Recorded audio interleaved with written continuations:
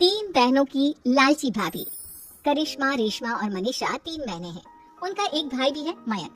मयंक अपनी बहनों को बहुत प्यार करता है, लेकिन मयंक की पत्नी सविता इस मामले में मयंक से बिल्कुल ही अलग है। वो अपनी ननदों का जितना बुरा कर सकती है उतना बुरा करती ही रहती है और अपनी ननदों पर हुक्म भी चलाती है। करिश्मा, करिश्मा, तुमने अभी तक नाश्ता नहीं बनाया? तुम्हारे भैया को ऑफिस जाने में देर हो रही है।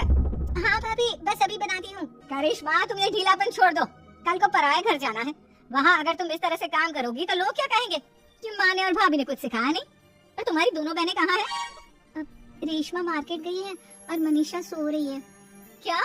सुबह के 8 बज रहे हैं और ये महारानी अभी भी सो रही है? ये कहते हुए सविता अपनी सास दुर्गा देवी के पास जाती है। माँ जी, देख रही हो अपनी बेटियों के तौर तरीके? क्या हुआ बहू, सुबह सुबह क्या कर दिया मेरी बेटियों ने? अरे एक तो अभी अभी उठकर किचन में गई है, दूसरी सुबह सुबह बाहर चली गई और तीसरी अभी तक सो रही है। क्या करूं मैं इन तीनों का, मैं तो परेशान हो गई हूँ। जा जाकर उठा उसे और रेशमा से मैं बात करती हूँ। सविता सीधा मनीषा के कमरे में जाती है और उससे कहती है, महारानी जल्दी उठो, सूरज सर पर आ गया है। भाभी थोड़ी देर और सोने दो ना, मैं रात को लेट सोई थी।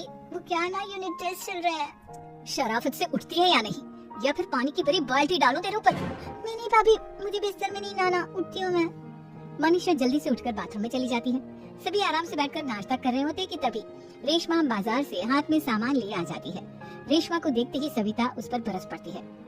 लो आ गई महारानी, ऐसा भी क्या सामान लाना था जो सुबह आंख मलते ही बाजार की तरफ रवाना हो गई? भाभी, कल आप ही तो चीख रही थी कि घर का सारा सामान मुझे ही लाना पड़ता है, घर में किसी को भी किसी काम से कोई लेना देना नहीं है।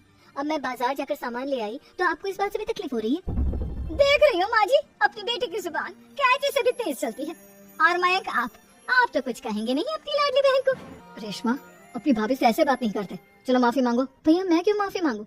अब भाभी से बोलिए ना कि हम पर कम हुक्म चलाया करे। हम इस घर की बेटियां हैं और आपकी पत्नी की ननद है, नौकरानी नहीं। लो कर लो बात, इनकी भलाई के लिए कुछ भी बोलो तो इन्हें बुरा लग जाता है। इस घर में यही इज्जत है मेरी। देख लो माँ जी, आपकी बेटी किस लहजे में मुझसे बात कर रही है।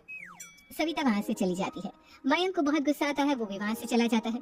फिर करिश्मा रेशमा को समझाती है, रेशमा तुम्हें भाभी से माफी मांग लेनी चाहिए थी ना। लेकिन दीदी मैंने कुछ किया ही नहीं, तुम्हें माफी क्यों मांगू? हाँ करिश्मा दीदी, रेशमा दीदी जैसे ही घर में आई भाभी ही उन पर चिल्ला रही थी। हाँ मैं मानती हूँ कि गलती भाभी की थी। मैं तो इसलिए बोल रही हूँ कि भाभी ने माँ को तो पूरी तरह अपने वश में कर लिया है, वो हमारी बात सुनती ही नहीं। मयंक भैया हमारे लिए हमेशा खड़े रहते हैं, इसलिए उनकी बात का मान तो तुम्हें रखना चाहिए था ना। कोई फायदा नहीं दीदी, कुछ दिनों की बात और है, भाभी उन्हें भी हमारे खिलाफ भड़का देंगी, फिर वो भी माँ की तरह हमारी किसी बात का विश्वास नहीं करेंगे। इसी तरह सविता अपनी तीनों ननदों को किसी न किसी बात पर परेशान करती रहती थी। एक दिन मयंक अपनी तीनों बहनों के लिए गिफ्ट लाया। क्या रेशमा, ये तुम्हारे लिए हार का सेट, रेशमा तुम्हारे लिए सुंदर सी ड्रेस, और मनीषा तुम्हें किताबें पसंद है ना, तुम्हारे लिए किताबें लाया हूँ। थैंक यू भैया, थैंक यू भैया, थैंक यू भैया। करिश्मा, तुम्हारा नेकलेस कितना सुंदर है, ये भैया कहाँ से ले आए होंगे? मैंने भैया को 3 दिन पहले फोन पर ये डिजाइन दिखाया था और आज भैया ये ले आए। सविता तो अपनी ननदों के गिफ्ट्स देखकर जल गई और करिश्मा का नेकलेस तो उसे भी बहुत पसंद आया था। अपनी बहनों के लिए कितना अच्छा नेकलेस लेकर आए हैं, मुझे कभी कोई गिफ्ट नहीं दिया, मैं आज ही ये हार चुरा लूंगी। रात में सविता करिश्मा का हार चुरा लेती है और इसी तरह उसे अपनी ननदों की जो भी चीज अच्छी लगती वो उसे मांगती नहीं बल्कि रात के अंधेरे में चुरा लेती। इसी तरह दिन बीतते गए और सविता ने मयंक के दिल में भी उसकी बहनों के लिए नफरत पैदा कर दी। एक दिन मयंक ने करिश्मा और रेशमा के लिए रिश्ता देखा और ये बात उसने घर में सबको बताई। माँ, करिश्मा और रेशमा के लिए बहुत अच्छा रिश्ता आया है, वो लोग कल इन्हें देखने आ रहे हैं, आप और सविता मिलकर सारी तैयारी कर लेना। ये सुनकर करिश्मा और रेशमा खुश हो जाती है, लेकिन सविता सोचती है अगर इन दोनों बहनों की शादी हो गई तो घर और बाहर का काम कौन करेगा? मनीषा तो एक नंबर की कामचोर है, उससे तो किसी बात की उम्मीद लगाना ही बेकार है, मुझे इस शादी को रोकना होगा। अगले दिन सभी लड़के वालों के स्वागत की तैयारी करने में लगे होते हैं। तभी मयंक अपनी बहनों से आकर कहता है, तैयार हो गई तुम दोनों? देखो दोनों लड़के बहुत अच्छे हैं, मैं कोई कसर नहीं छोड़ना चाहता, इसलिए तुम उनके सामने अच्छे से बिहेव करना और अपनी भाभी से लड़ने मत लग जाना। करिश्मा, तुम वो नेकलेस पहन लो ना जो मैं तुम्हारे लिए लाया था। भैया मैं बहुत देर से वो नेकलेस ढूंढ रही हूँ लेकिन मुझे मिल ही नहीं रहा। क्या तुमने नेकलेस खो दिया? तुम्हें पता भी है वो कितना महंगा था, तुम कोई काम ढंग से नहीं कर सकती। मयंक गुस्से में वहाँ से चला जाता है। थोड़ी देर बाद लड़के वाले भी आ जाते हैं, वो दोनों बहनों को पसंद कर लेते हैं और रिश्ता पक्का हो जाता है। लेकिन सविता के दिमाग में तो कुछ और ही खिचड़ी पक रही थी। वो पंडित जी के पास करिश्मा की कुंडली लेकर जाती है और उन्हें पैसे देकर करिश्मा की कुंडली बदलवा देती है। जब लड़के वालों के पास करिश्मा की कुंडली जाती है तो वो दुर्गा को फोन करते हैं। बहन जी, हमने करिश्मा की कुंडली अपने पंडित जी को दिखाई थी। आपकी बेटी की कुंडली नहीं बल्कि दोषों का पिटारा है। देखिए, मैं और मेरे पति इन सब बातों में बहुत विश्वास करते हैं, इसलिए हम आपकी बेटी से अपने बेटे की शादी नहीं करा सकते। इस तरह करिश्मा का रिश्ता टूट जाता है और सभी घर वालों को बहुत दुख होता है। अब कविता सोचती है, चलो करिश्मा का तो रिश्ता टूट गया, अब रेशमा का भी रिश्ता तोड़ना है। क्या करूं क्या करूं?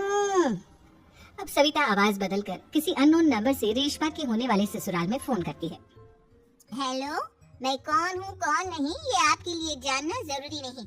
बस इतना सुन लो कि रेशमा का 2 साल से किसी के साथ अफेयर चल रहा है। बस रेशमा का रिश्ता तोड़वाने के लिए सविता का इतना कहना काफी था।